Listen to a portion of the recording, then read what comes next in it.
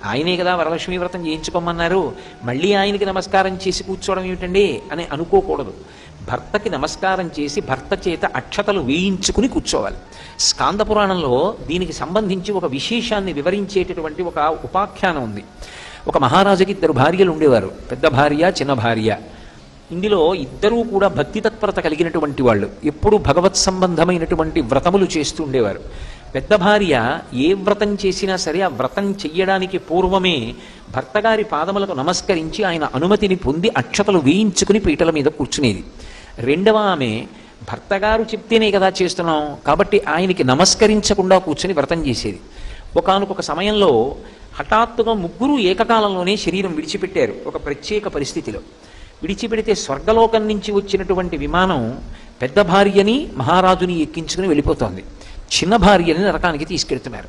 ఆవిడ గోలు పెడుతూ ఆవిడంది, ఆవిడ